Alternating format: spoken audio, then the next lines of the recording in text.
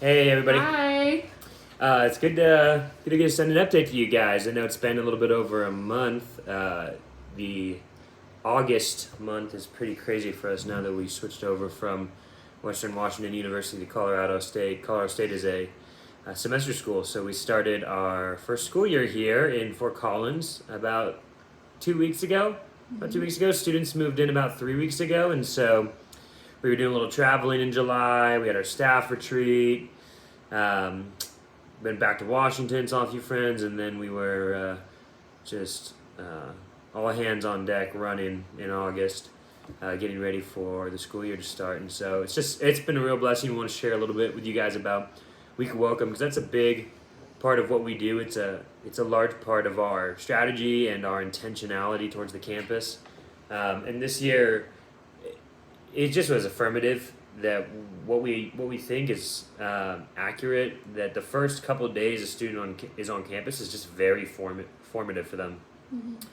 We've heard so many stories about students moving to college and just being open in a positive and negative way. So there's a student, for example, who I met or one of the guys on the team met, but I've gotten connected to, and I got to have a really good conversation with him at our freshman retreat. And he was journaling. He was doing journals every night before bed, and so I was asking him about what he journals about. And he grew up in a Christian background, and he was just explaining what his week of welcome was like and the things that he had gotten involved in, some things he wasn't excited about because he didn't think it was who he was or who he was supposed to be, but basically just said, I moved to college and kind of regardless of my background, um, I'm open, maybe more than I want to be in certain areas, and that was certainly my experience as well when I moved to Pullman in 2016. So it was just really impactful for our team to cast a wide net, meet as many people as possible because of that openness the students have during Week of Welcome. And so all the students start rolling in on a Monday morning, and we for that week of moving and the first week of classes, we had prayer mornings with our church every morning for 2 weeks. We just meet at 6 a.m. in our home or someone else's home, and we would spend time praying together that the Lord would move in our city, that He'd move on our college campus, and we'd pray for names specifically of the students we had met the day before. And so that was a part of our week of welcome, and then it was really just getting on campus a lot. So I was really proud of our team. We have a team of pretty much exclusively full-time employed core team members, except for one student.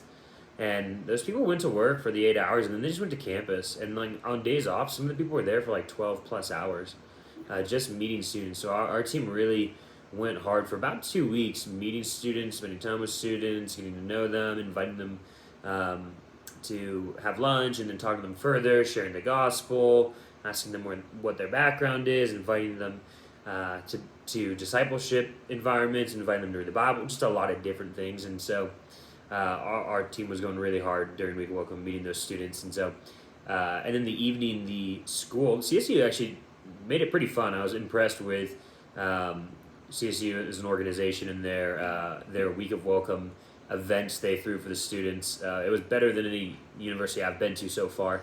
And so we really just joined those. So we would go to everything that the campus was throwing, and we would just meet students, or we'd hang out with the students we had already met. And so we went pretty far in terms of a relationship with quite a few students during the Week of Welcome, and even had our first village. We've just recently started running two separate community groups, our midweek community groups. We call them villages. Before that, we were all together all the time, our whole church. Our whole church is a small church, so our whole church probably sounds like a lot, but it's not.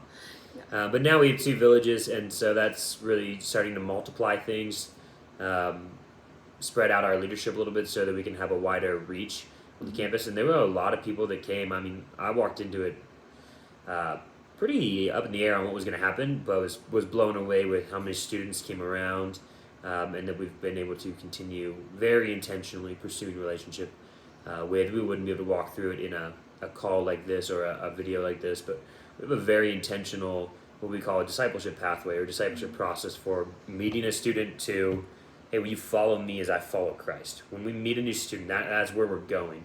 It's not just making friends, it's not just inviting them to Sunday gathering, it is an intentional process of saying, hey, I'm going to invite people to follow me as I follow Christ. If they're not interested, that's great. there's 5,000 freshmen at this campus. We're going to go find someone else. And there are freshmen interested in following Jesus.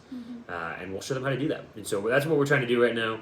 And I'm excited with how our team has cast a wide net. We met about 150 some students over those couple of days that we're just following up with and making those discipleship touch points with.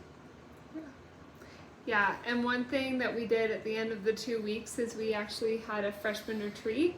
And so we went up into Estes Park, which is about an hour away, but it's the one of the entrances into Rocky Mountain National Park. And we stayed at the YMCA camp up there. And that was just another invite to bring students into. Something that we're learning about this new generation is students are very hesitant to trust, and probably hesitant to say yes to things especially when it's going away for a weekend. So we really didn't know how people would respond to us inviting them into a whole weekend with us when they just recently met us in the past 2 weeks. I think even 7 years ago, we would have seen, we just saw a lot different response when we would invite people into a weekend away. They'd be like, yeah, that sounds awesome. I'm trying to meet people. I'm trying to do as many things as possible. And they would come, no problem, no questions asked. And what we're seeing consistently with this Gen Z is they're pretty hesitant to say yes to some things. They're pretty low commitment, which nothing against them, but we're just facing different challenges that in the past we haven't. And so we were pretty unsure with what those invites would look like, but in the end we ended up having 9 other students come along with us and come away for the weekend, which was really sweet. And Matt just got to intro that weekend as it was an open invite to anyone. We told people as we invited them that we were a church, but anyone was welcome. And we just told them that college is a great time to explore what you believe, and that's best to do with community. And so something that our church is passionate about is exploring God is better in community. We see that in the early church. We see that throughout the New Testament, that when Paul was writing his letters, he wasn't just writing to individuals, he was writing to churches. And so that's really what our main focus was about, was meet a community of people who could be with you for your college days and beyond that. And so it was really sweet to see just the different students that came and some of the different stories. We had one story of a girl on our core team met kind of a group one of the Week of Welcome events, and she randomly invited this girl that she had met, just sending out invites to freshman retreat.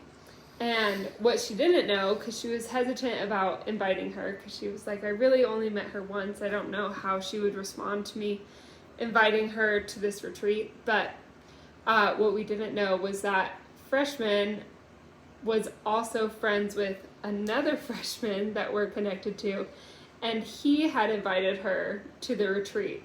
And when he invited her, she was like, I don't know, that sounds kind of maybe not what I want to do.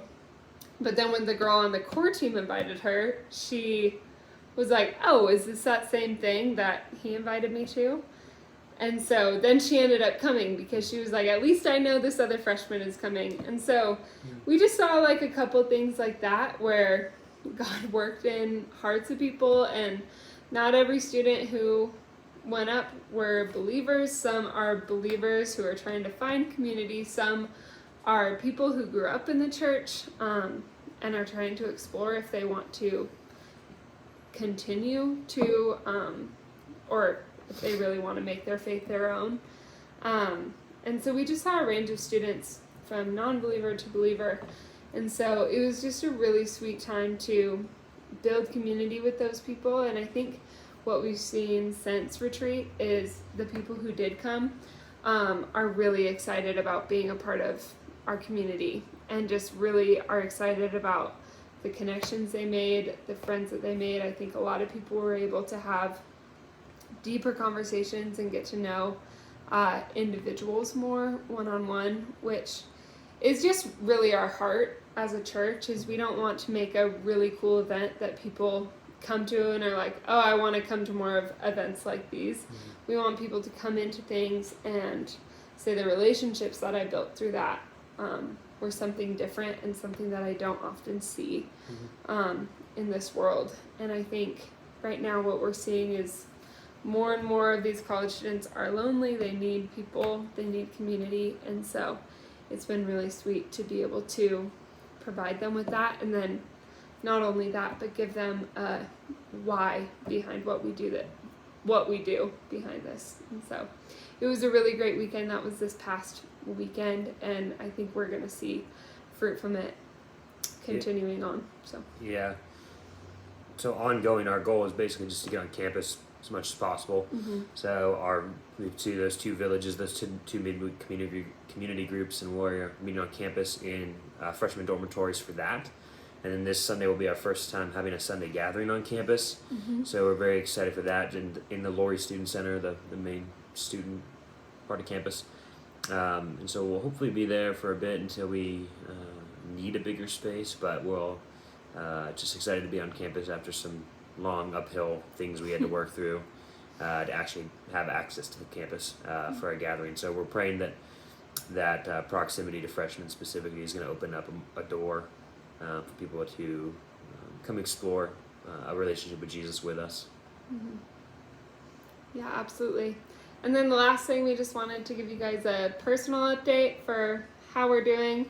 We also just moved, and so this is the first time that we've filmed a video in this new house. We live right across the street from campus, basically. Like the parking on our street needs a permit for university, and so we've just been pretty blown away by how the Lord has provided for us and for our team in this season, and the close proximity to campus has just been an answer to prayer.